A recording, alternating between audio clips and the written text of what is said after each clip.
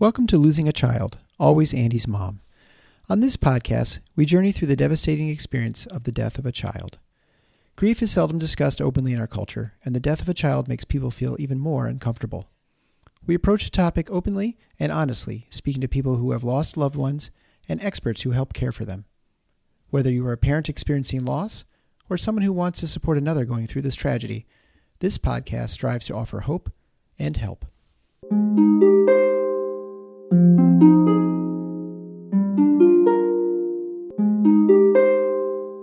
Welcome to episode 77 of Losing a Child, Always Andy's Mom. I'm Marcy Larson, Andy's mom. Talking to today's guest, Maureen, is really sort of heartbreaking and heartwarming to me all at the same time. Her son also was named Andy, so this is a special bond that the two of us have for sure, but it makes me think of my own Andy a little more as well. Maureen suffered two tragic losses. She lost her granddaughter, Charleigh, who was Andy's daughter first, and then just 3 months later, lost her son, Andy. So today we talk about her challenges with that and her big decision that she made to really try to move on with her life and to not live in sadness and the past, but to make the most of what she could and to honor both Charleigh and Andy by living her best life. She was certainly inspiring for me to listen to, and I know she will inspire you as well.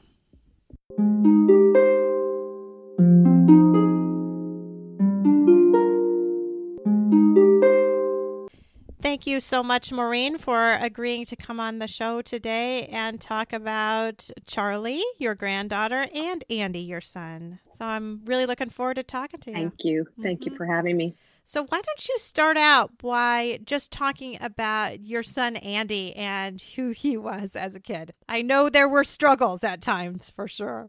Andy is our oldest son. We have 3 children, and he was our free spirit for sure. He was carefree. He never met a stranger. He was a kid that had a lot of friends. You know, he was always going to have fun wherever he went. And he had a great sense of humor, great laugh. You know, I said at his funeral, I said that he was our child that we were always trying to rein in. And he was going to take everybody along for the ride. We laughed a lot. I have a zillion stories, you know, about Andy. He was grounded a lot in high school, and, you know, it never seemed to bother him. We used to be like, does he really like spending time with us? What kid wants to be grounded? But he taught himself how to play the guitar and piano while he was grounded. And we found out later that he was sneaking out after we'd go to bed. So he wasn't really grounded anyway. He really is. No. So he really, as long as he was back before we got up, he was good. And, you know, we used to set the alarm, the chimes in our house to know when our kids were going out, and, you know, and he would turn them off without us knowing. So he was something for sure. And then he became a dad, didn't he? Was he young? Was he a young dad? He became a dad. He was 23 when he became a dad. 22, actually. He was 22. And I think it was a surprise for him. And when he told us, we kind of laughed because he didn't want to tell us, or he told us, you know, he waited a while to tell us. And my husband and I laughed and said, geez, Louise, for all the things he's put us through, what in the world did he think we were going to do, you know? And he was thrilled to be a dad. And we got used to the idea of being grandparents. So he had a beautiful baby girl that was born in 2019. And she was truly the perfect baby. She was happy, and she was just, I have a beautiful picture of him just with her. You know, he was happy to be a dad. He was excited, and, you know, she loved him. They were precious together. And that was fun seeing him be a dad. Yeah, that must have been a cool thing to be able to see that. Mm-hmm. So, and that baby girl's name was Charleigh. And that's part of our story today, actually, starts with Charleigh. Mm-hmm. And kind of what happened with Charleigh. Did you get to know and spend a lot of time with Charleigh when she was a little, or not so much? You know what? We got to spend some time with Charleigh. You know, we had a crib here, and she spent the night here a couple of times. And every chance I got, whenever they asked if I would sit for them, I always said yes. If I could do it, I did it. And she was joy. I used to say she was heaven on earth. She just didn't have the baby, you know, where you would just want your mom or just want not go to people. She really loved everyone. And when she was 7 months old, she did not wake up. So yeah, we got that call on a Saturday morning that from the other grandparents to meet them at the hospital. And we did. And she did not make it. And it was, you know, they call it sudden, unexplained infant death now. That was hard. That was hard watching my child bury a child. Yeah. It was hard. Yeah. I wanted to ask you about that, about how that would be, because that must have been devastating to watch him be in so much pain like that. You know, it was he and Charlie's mother, just seeing them have to go through that was excruciating. It really was. I think it was surreal, really. Just, I was 53 when Andy died, and he was 23 when Charleigh died. And I thought, I don't know how to do this at 53. How in the world does he know how to do this? Does he have to do this at 23? Yeah, and it's hard too, I think, because I know he wasn't always with Charlie's mom, so they weren't able to mourn together as parents sometimes can. So that would be difficult too. They were very good together during that time. They were very supportive of each other during her, you know, when she died. And he was there. He was there that morning when she died. That's good in some ways and bad in others, certainly, to have to do that. So those months after Charlie's death, I'm sure, were incredibly difficult for Andy. He was a kid that he tried to, you know, he was a worker. So he had a couple of jobs, and he worked, you know, during the day, and he waited tables at night. And he worked a lot. And he sent me a song not long. He would send me songs occasionally when he couldn't find the words to say. And after Charlie died, he sent me this country song, you know, and with Andy, sometimes I never knew what was going to come out of, you know, what he was going to send. Sometimes I would tell him to remember his audience if he was sending a joke or something, you know. But he sent me this Cody Jinks song that says, called, I think, Mama's Song, and it talks about, I'm all right, Mama, I'm doing okay. You know, your late night talks with God, I'm going to be okay. That's so sweet. So can you go on now and talk about what happened to Andy? Yes. So Andy was Charlie died in November, and we got through Christmas and, you know, the new year, and he was really figuring out what he wanted, getting his life together, and, you know, what he wanted it to look like.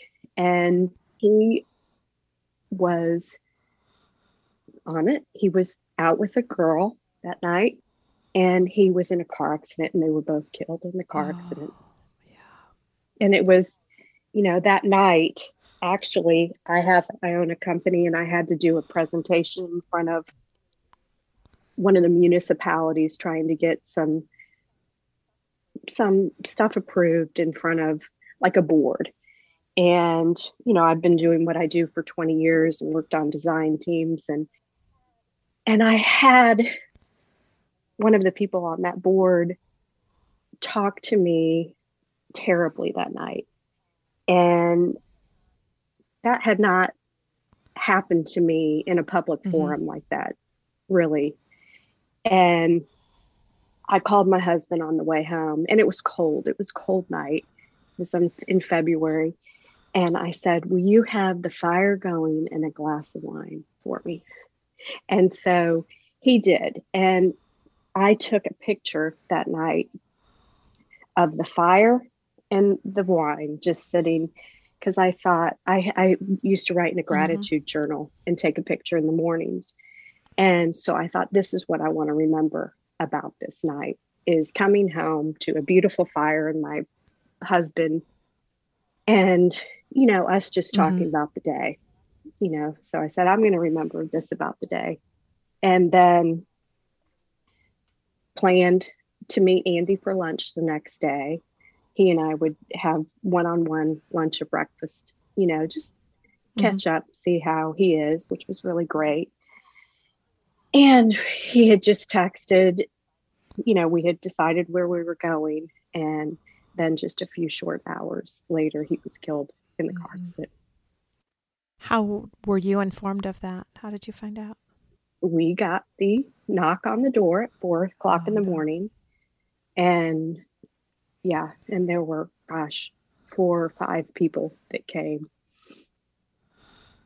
to tell us. And I don't really remember a whole lot. I remember just, not realizing, you should realize, I guess, that when there's that many people at your door. But anyway, I didn't realize. And, then I didn't realize, that some, the person in the car with him was also killed. And so I think that just, plus you're in a dead sleep, we were, just woken up, and then, having to tell my dog, I wanted to make sure that our close family, and Tommy was our middle child, was away at school, and he was several hours away. So, we got someone to bring him home, and that was hard. It's so hard. I remember that night too, when my Andy died, about people saying, you need to let people know, because it was a very public kind of accident, and it's going to be on the news, and you don't want your family and your friends to find out because they saw it on the news. You want them to find out through you. So that was very hard, but it was very good advice to get from our pastor, to be able to start making those calls. But gosh, those were the hardest calls I've ever had to make in my life, to have to say that. Yeah. Yeah, we did that. And it was so, because I, of course, told Olivia and Tommy first. I kind of did the wave out, in case I wanted to make sure that everybody knew from us. And I called, Olivia has, just a little posse of friends, and I called their mothers, and the school, 2 of them had already left for school. And I also had texted her sponsor at school, and the school sent those girls to our house. Oh. And so her little posse was just, was really sweet. Yeah. My daughter's best friend came to the hospital and was there. And I felt so bad in some ways, because I felt like this 16-year-old girl should not have to witness this horror in the hospital that night. But to be able to see Catherine's arms around her friend was certainly a blessing for her. So, yeah. I don't think I've ever really thanked her parents for doing that and letting her come that night. I probably still should, actually. That was, I think they laid in bed with her all day long. I think they were just there. It was amazing. Our friends were amazing, really. We're not from here, but we've been here a long time.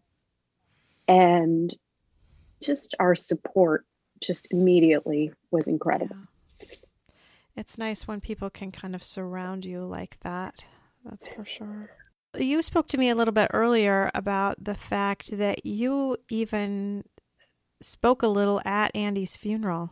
Is that right? Well, I didn't speak at Andy's funeral, but I wrote something it was kind of funny. Tommy leaned over to me during the funeral and said, "Is anybody going to get up and talk about Andy?" And Joe and I talked about that, and we really felt like it would be an awful lot to ask his friends to do. So I wrote a letter that our priest read for us. And it just really said what we wanted people to know about Andy. Andy, like I said, took everybody, we spent a lot of time trying to rein him in as he was growing up.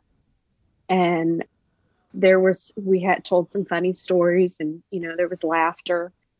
We said he really, in his 23 years, I said he really lived it all. He lived the happy, the sad, the tragic, the fun, the wild, the scary. He lived it all. And, we were all along for the ride. I think that, after he died, someone had posted a video of him. He worked for a short time on an asphalt crew, and he was out with his crew. It looks like a Saturday Night Live skit. And he is playing his guitar, singing, and there's this guy in the background that's just like doing this dance. And I'm thinking, how hilarious. They're just out on this construction crew, and here's these older guys just playing along. And just, he was like that. He had a lot of friends, and everyone who talks about him now, or if I run into someone, they always said he was just always no judgment, just encouraging, loved everybody, and was just fun. Sometimes it wasn't always fun being his parent, because it was hard. Well, I was just going to say, but you're right in that he lived it all, because he also had to live that devastating loss of Charleigh. And so he had that kind of experience too. So that's a lot that he experienced in 23 years. It's a lot. Well, and it was interesting. I went to where he worked. They had made him an assistant manager, and he was selling furniture, actually. And he really was so interested in that. And he would call me, and we would talk about sales and talk about how he could, increase stuff. He was really thinking. I really wanted to see how his life unfolded. And his coworkers told me he had this 70-year-old man who he worked with. And he just said, "I loved your son like my own son."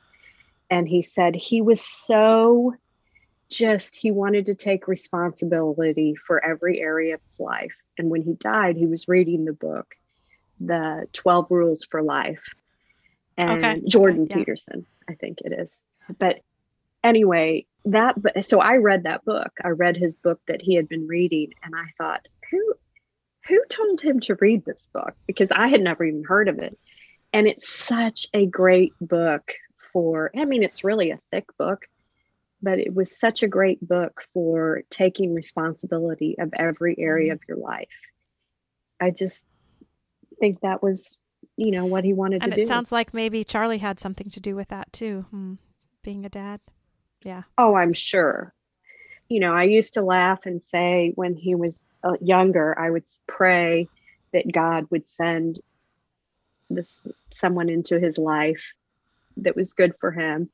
And when he said that he was going to have a baby, I was like, well, that's not quite the prayer I had been praying, but sometimes God has a different Mm-hmm. plan. Yeah, so the girl that he was sent into his life ended up being his daughter a little bit, as to who kind of Yeah, showed him to yeah, be a better man and a bit more grown up. Not what you wanted. You wanted it to be your future yes, daughter-in-law, huh? right. So could you talk about the time afterwards? Because I do think you have a unique situation in that Andy died, and then this pandemic started really within just a very few short weeks after that. So what Yeah. was that like, and what has that been like?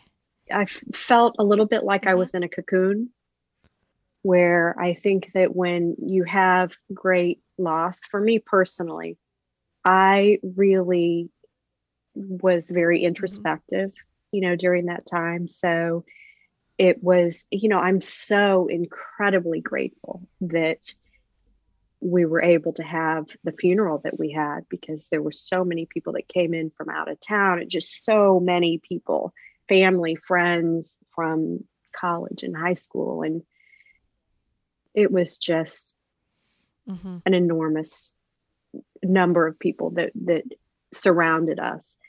And for that, I am incredibly grateful. Did you find that healing and helpful? Oh my gosh, yes. I did too. Yes. And just the people, like my friends, I had a group of my close friends that just came in, and they did inventory every day of what was needed, because I had, my college friends were all here. I go on a trip with my college friend. There's 10 of us, and we go every year together and have for 30 years, so they were all in. I have family from all over. We're not from here, so they were all in. And, our college friends, high school friends. So we had so many out of town people. I had people picking people up from the airport for us. And, my next door neighbor, who hadn't lived there very long, she came over and said, use our house. We were going to be out of town. Just take our house. People were just so incredibly generous to us. Anyway, they had food every night. Mm-hmm. So the food, it was like we were just surrounded by people every night. And you know what? After the funeral, it was one of the few times that just the four of us, Olivia, and my daughter, my son, Tommy, and my husband, the four of us were sitting at our kitchen island. And everyone else had left or gone to bed. And I said, do you realize how lucky we are? And it was so, I said, I hope that you have lifelong friends like we have had. And it was just one of those times where Mm-hmm. they got it. They got to see, just because they didn't always see our college friends, because we would go and see them different times. So they've never seen us all together like that. And all their friends were here, and they were like, it was just really special. And they understood that too. And I think that not everybody understands the weight of that your friends really do carry you when you can't. Yeah, I found that too. And I had people that just showed up and surprised me that I didn't even really know were coming. So I have family from Minnesota, from Minneapolis, that came. And that didn't surprise me, obviously, but one of my high school friends came too. And she didn't tell me. She lives up in the Twin Cities. And what's interesting is her son has cystic fibrosis. And I think when you live with a child who you think from a very young age, they could die anytime. And our boys were about the same age. I think it just makes you think about things so much differently, because yeah, she just showed up, and I had no idea she was coming. She hadn't said a word to me. She was just there that night at the visitation. And she said, she was looking at one of my cousins, and she thought, wow, he looks a lot like Marcy's dad. I wonder if they are going back to see her for the funeral. And, this is flying from Minneapolis, Minnesota to Grand Rapids, Michigan. So why she would think that, but my cousins do look a lot like my dad, so I could see that. But it was just such a blessing. I remember just crying when I saw her, and then we touched base then that night and went and visited my Minneapolis family in their hotel room. It was just beautiful the way people surrounded me from different areas. Oh gosh. Yes. Yes, for sure. I just was truly amazed. And just people were so gracious to us. I mean, really just so thoughtful. And, I think it was probably too that, holy, how in the world could this happen twice to this family? I think that was just unthinkable. I do want to say one of the beautiful things that has come out of this is, I had not met the girl that was in the car with Andy when he died. It was a one-car accident, and it was a horrific accident on a windy road. We'll never know. There were ice patches that night. We'll never know what happened. But one of the hardest things I have ever done is we went to this girl's funeral, and they had invited us to come. We would not have come through their mutual friends, and to walk into that funeral knowing that our son was driving that car was really scary and just hard. But her mother has been we've mourned together, we've laughed together, we've become close. And that is really something beautiful that has come out of this. And it is interesting how when you have that bond of that mutually shared experience, it can mean so much. And when you're going through the exact same thing and that exact same same relationship, wow, it can be really, really comforting. Yeah. Yeah, it really has. It's been really, and she's a beautiful person. She really is.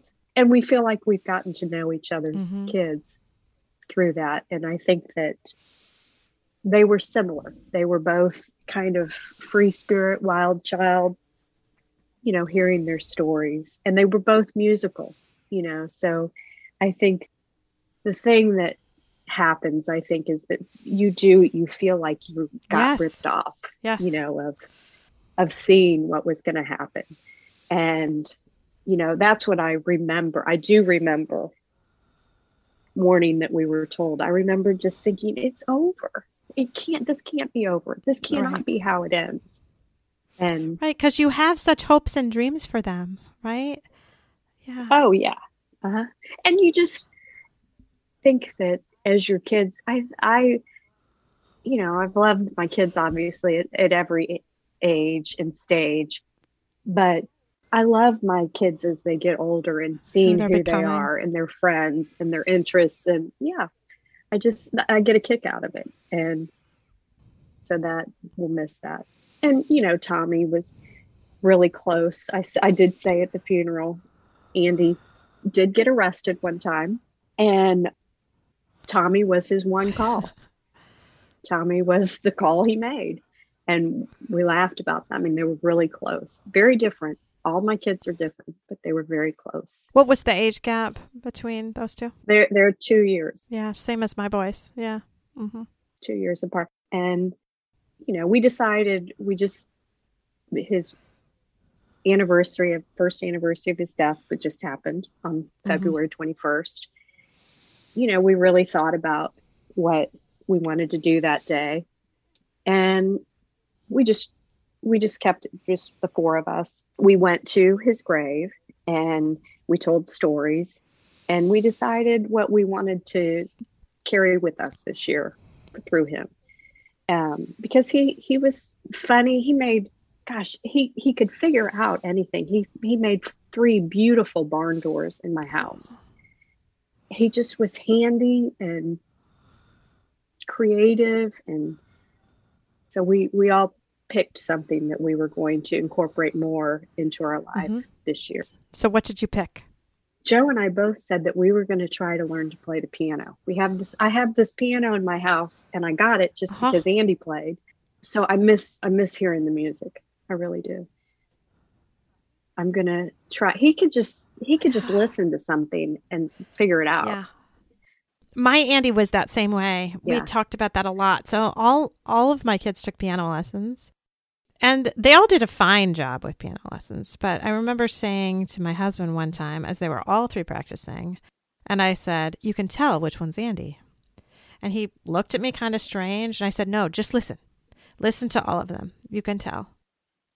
Because all three of them practiced. And of course, Catherine was the oldest and was technically the best because she was the oldest. My son, Peter, is a little engineer and hit every note just perfectly and without really making mistakes. But when Andy played, it just sounded like music because Andy felt it.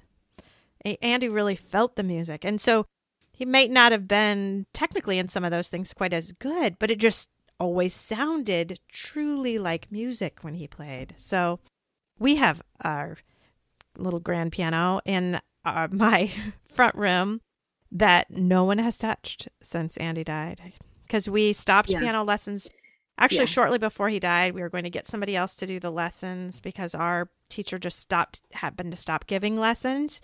And so I just hadn't gotten around to getting it because it was summertime, and I thought I'll get somebody towards fall, because Andy loved music. He played the French horn. He, of course, had a beautiful voice, and he sang, and we all liked music.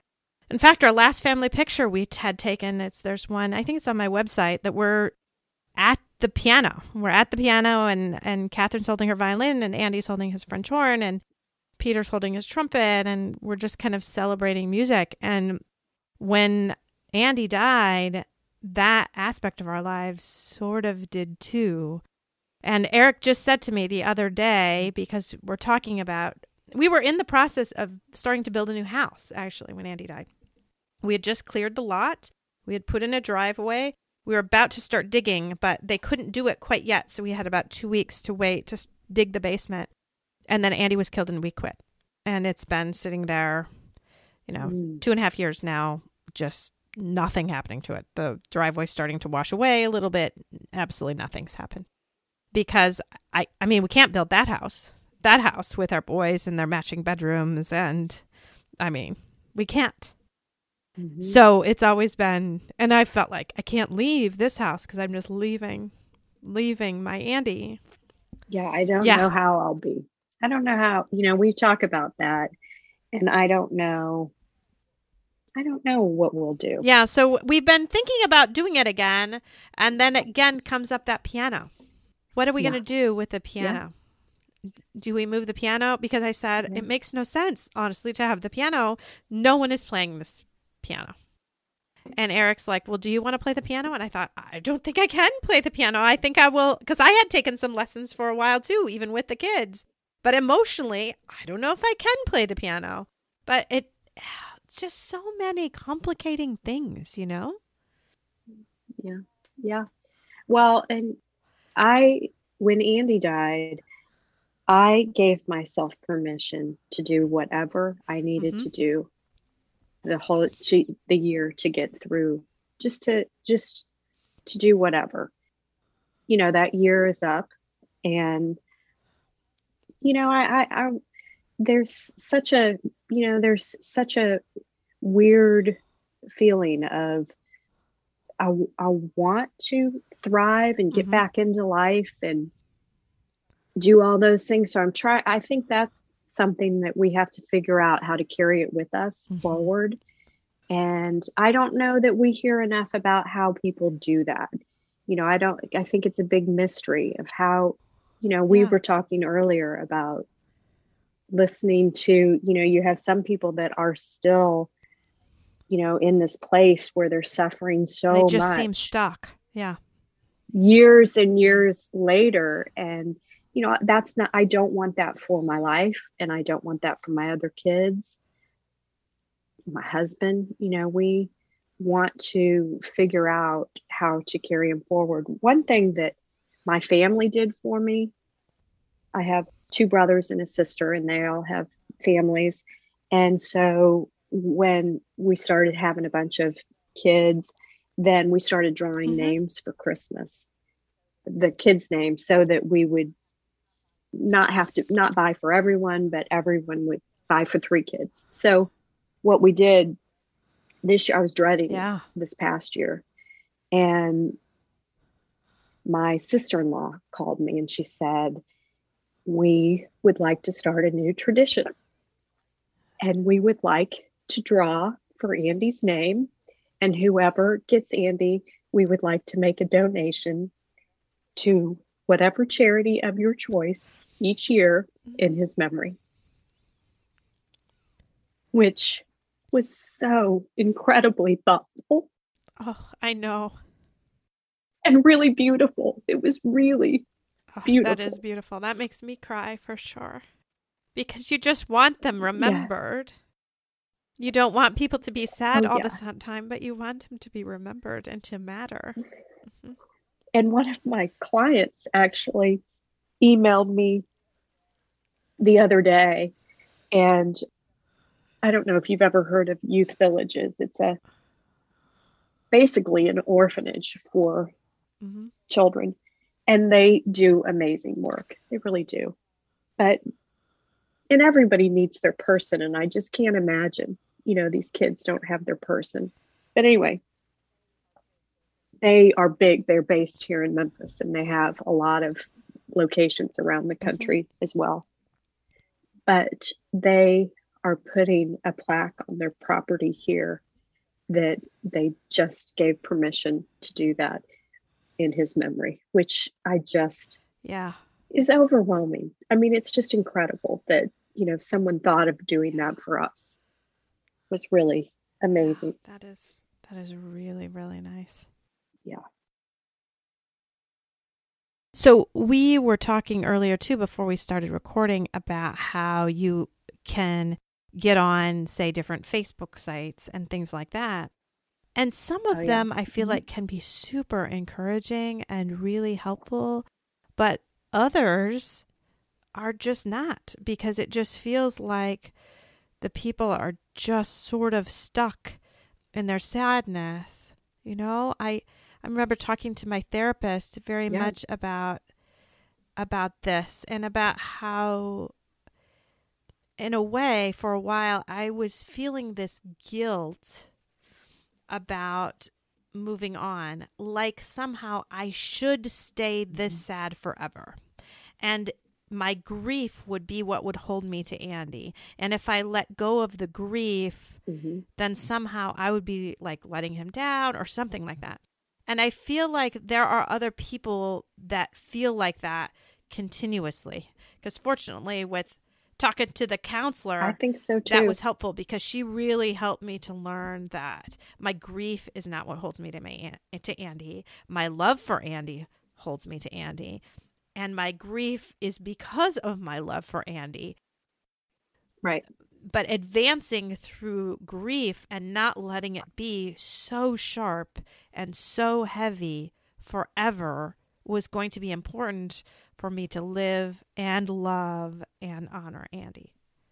What people, I think, there's so much that you don't know about going until you go through. There's just so much that people don't. And one time someone sent me a text that said, I didn't know. I just didn't know. And her mother died. And, I think that you don't know until you know, until you go through this. But one of the things that there's million things that have surprised me. I didn't know it took so long to get a headstone, I'm still waiting. Like, it's been like 6 months, and hopefully next month it will come in. But we, and you pick out your headstone and you think it's kind of like the funeral. You have one chance to get it right, to really honor and do what you want to do. But we got the headstone that we are having made has a hole in the middle of it, and because there will always be a hole in our family. Anyway, but it's really beautiful, and it says what it says around that circle is what survives is love. Right. And that's true. Right. Yeah. My grandmother's headstone is very funny because she wanted to write on her headstone, "Great love lives on." That was what was supposed to be on there. And then it has, underneath it has the parents of their 3 kids. And so my dad and his 2 sisters. But what actually went on the headstone was "Great loves live on." So instead of "love lives," it was "loves live." And she saw it before she died. So she had cancer and was dying for quite a long time. So she picked out the headstone. They had it out there, I think, even before either of them died, because my grandfather hadn't died. He didn't die for years later. But she got to see it. And people thought, like, why do you want to see it? You don't want to see it. But she got to see it, and then she saw that it was wrong. And so she got some of the money back on her own headstone because they had messed it up and it said the wrong thing. I hope they don't mess it up. Well, honestly, it doesn't really matter too much. I mean, we were kind of like, "Grandma, it's fine. Great loves live on," or "Great love lives on." Really not a big difference. But in her mind, it was. And I think she wanted to get her discount or money back. So anyway, it's always a funny thing to think about. And every time I go visit her headstone, I look at that and I have to give a little chuckle to my stubborn, tiny little grandma who was mad about the headstone being wrong. You know, when we talked about where we were going to have, when it was Olivia and Tommy and Joe and I, the 4 of us really made the decisions together about what we thought Andy would have liked, because he was a free spirit, and he wasn't particularly really religious, at this time of his life. He went to Catholic school all through grade school and half of high school. So we had his funeral at the Catholic church, and they have a mausoleum there. And we had talked about having him in a mausoleum. And we laughed and said he couldn't wait to graduate there. I mean, wouldn't that be that would awful? Be kind of awful, yeah. So we did laugh about that, like just thinking about where made sense for us. And for us, I wanted a place for my kids to go if they wanted to go, or his friends to go if they wanted to go. I thought that was important, just for solace, really. And I think just figuring out what was going to be comforting for all of us. Yeah, that's important, and so hard to know, especially when it's so unexpected like it is, and you don't have any time to plan or think about it. Yeah. That's the last thing you're thinking about doing ever, is planning a funeral for your child.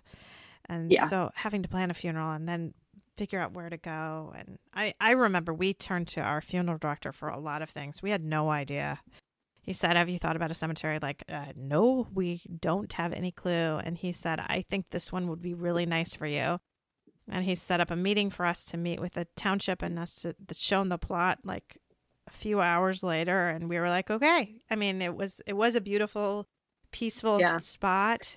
I have since learned, interestingly, that when he goes to that cemetery for other families, he will stop at my Andy's grave and visit him, which is beautiful to know that our family touched him in some way. Mm-hmm. Mm-hmm. It's interesting. I have run into my kids at Andy's, when I've stopped by, and one is coming or leaving, which I think that it just makes people feel close to him. Yeah. And it's private. Right. Just private. A little bit of time just for yourself. Mm-hmm. Yeah. Unfortunately, there's so much snow here in Michigan. It's like not a good place to go in the wintertime at all. But once spring comes, I have daffodils that will come up around it. So that will be nice to see. Oh. But they won't come up for quite a long time. Well, we did laugh at when we were talking about flowers and telling stories last week. And for me, it's not really important to have flowers on the grave, and to Joe it was, and to Olivia it was. So they are going to be in charge of putting the flowers out and doing that each season or whatever they want to do. And Tommy and I were like, it doesn't really, that's not a big thing for us. So it's just interesting to see what is important to, some family members and not the others. And I think we've really tried to respect each other's what was important to them. That's an excellent point, really, to talk about really trying to know what's important to different people and what matters to different people. Because I would say that cemetery, having it look nice is very important to me, and not really to anyone else in my family, but I have a really hard time doing it myself. And the other problem is, well, I didn't want to put that pressure on myself. Right. Well, my other big thing is I never want freshly cut flowers there, really, because I do not want to watch anything else die there. Okay. So seeing dead flowers is the last thing I ever want to see at Andy's grave. And so that's what makes me nervous even about putting plants and things like that, is this pressure to get there to make sure to water them, because if I kill it, I will feel terrible. Well, and I don't know how you are. I mean, the flowers that we had at the funeral were just unbelievable. Yes. I mean, there was just so much. I mean, it was unbelievable. Yes. And, we didn't bury Andy the same day that his funeral was, because they had not released his body, so that was a whole nother thing. But anyway, so the flowers all ended up coming back to my house. Because, there were so many things that had wind chimes and crosses and other parts to it. And so anyway, we had flowers, I think, in every room in our house. But anyway, when they died, oh my gosh, I had a friend that came down and helped me go through them. And it was just, I'll never feel the same about flowers again, because throwing out we had trash bag after trash bag after trash bag, trying to just save what you could. And I tried to give them out to a lot of places because that was hard for me. I had a friend of mine who I met later who lost her son too, and she said that all the flowers from her son's funeral they took in a back ravine behind their house, and they threw them all. Because she said, I couldn't even handle the thought of watching something else die in my house. So she just threw them all. Well, I definitely don't feel the same way about flowers that I used to. I used to love flowers. And, I think we've had so many flowers with Charlie's funeral and with Andy's funeral that, I don't feel the same. And I have a friend of ours owns a flower shop, and she did the flowers for both the funerals. When I asked her to do the spray, that they put on the altar for Andy's, it was unbelievable. She did something that was just free spirited and it was just so incredible, just so beautiful. Because she knew him. It was amazing. Yeah. That is really nice. If you can get that personal touch too. It's just amazing. Oh, yes. So is there anything else you feel like you want to really touch on today and talk about today? I think that having a podcast like this, I think that grief, especially when it is out of order and something that's so unexpected, I think it's so nice to hear other people's stories, just to give hope. I know that one of the things that I'm interested in going forward, is I've really thought about how I will continue to honor Andy and help people through this. And I think it is, you and I talked about it a little bit, but is that there is that feeling of guilt where you're kind of torn between two worlds of the life that you wish you had, but it's gone. Right. And making the most out of the life that you have left. And I think there's a straddling of those two worlds, and I wish that people would talk about that more, that making that decision, because you really almost have to make the decision that you're going to, I feel like I can't worry about the life that I was going to have. And I know he's good. He's in a good place. Yes. He's good. So really, I'm trying to figure out how to be at peace knowing that he's great. I'll see him again. So I want to be an example to my children of really having great laughs and great joy and great happiness and celebrating them, Olivia and Tommy and their families that are to come and all of the wonderful things. And I just don't want them to feel guilt that I don't want them also to feel like I have more love for Andy than for them, because it's been so shattering, and they've seen just how devastating it is to lose one of your family members. I remember Eric had a nurse tell him in the months after Andy died, she had lost her sister when she was young. And she said, one piece of advice I have for you is to always make sure your other children feel like they're enough. Yes. And that is so key. And I see that. I could see that. Mm-hmm. Because you focus a lot on who's not there, and it can cause you to or those kids to feel like, she just cared more about Andy. It's so nice on some ways to be talking to another mom with an Andy, because I could just use Andy and it's a perfect example of talking about both of them. So anyway, it's just, obviously our loss would be the same if we would have lost either of our other two children. It would be exactly the same.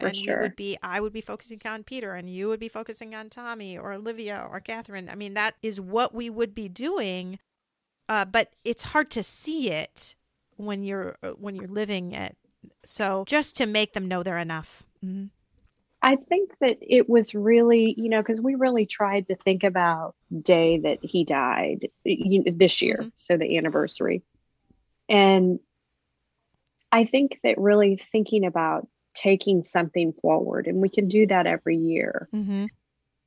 That is, because he had such a quick wit and sense of humor, and the twinkle in it. He had eyes that were as blue as the sky. Just beautiful blue eyes, and just a laugh, I used to love hearing his laughter. Mm-hmm. That's one of the best sounds to me in the world. It's listening to my children laugh. And, I think if we can continue to carry those things forward, then it makes it less tragic or feeling guilty, or I do believe that his time here was done. Charlie's time here was done. They came here and did what they were supposed to do. Yeah. Mm-hmm. It sure shakes your, I don't know if it shakes your faith. It really maybe it uncovers what your faith really is. Yeah. Because I think that we all, you really have to rely on your faith to get through this.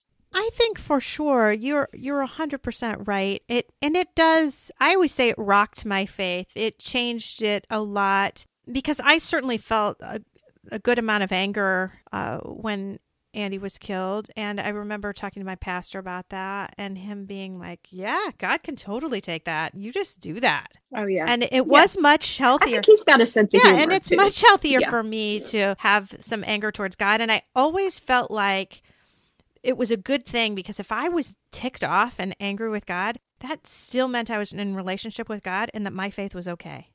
Because I thought the day I stopped caring at all, The day I lose faith in God, I won't be angry with him anymore, because then I will just be like just this dead feeling. And that I didn't want. I feel like that I've come to this peace that like God wants you to be who you are, whether it's angry, whether it's funny, whether it's sad, whether it's, just he really does, I think, want us to be our authentic selves. And I think that he made all of us with all those emotions.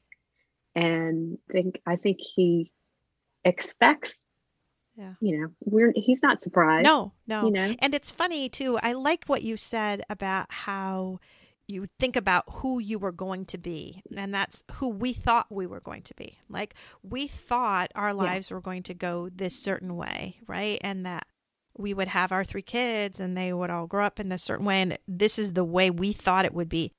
But God actually knew that that wasn't the way it was going to be ever. So for me to focus on what it should be like, which is what I think some parents do, is they really focus on this is what should be happening. This is what should be happening. Their life, that how they thought it was going to be, instead of being like, you know what, that isn't the life it's going to be. I have to live this life and what this is going to be and make this life the best life that I can.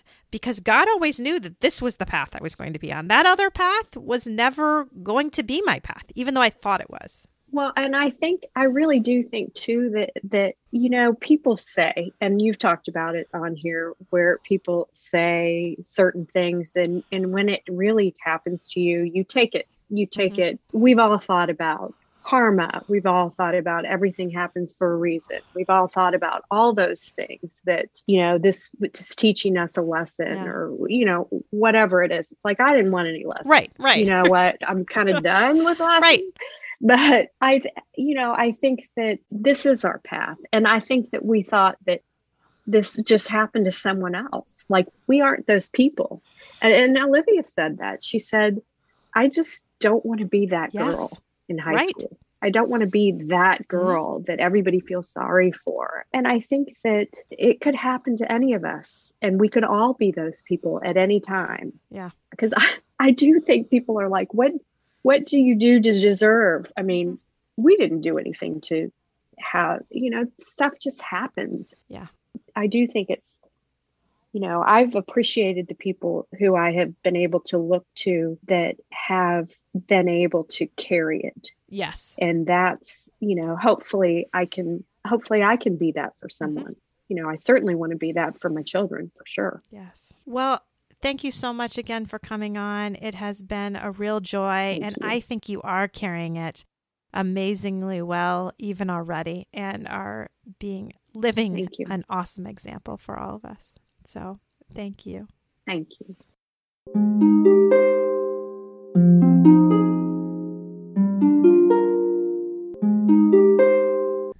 Thanks for listening to Losing a Child, Always Andy's Mom. Please subscribe to the show on your favorite podcast player. We are always looking for new show ideas. If you'd like to be a guest, know someone who'd be a great guest, or have a show idea, please email us at marcy@andysmom.com. Be sure to visit the webpage, andysmom.com, for more content, including Marcy's blog. There you can also sign up to receive updates via email. Together, let's work to inspire hope, one day at a time.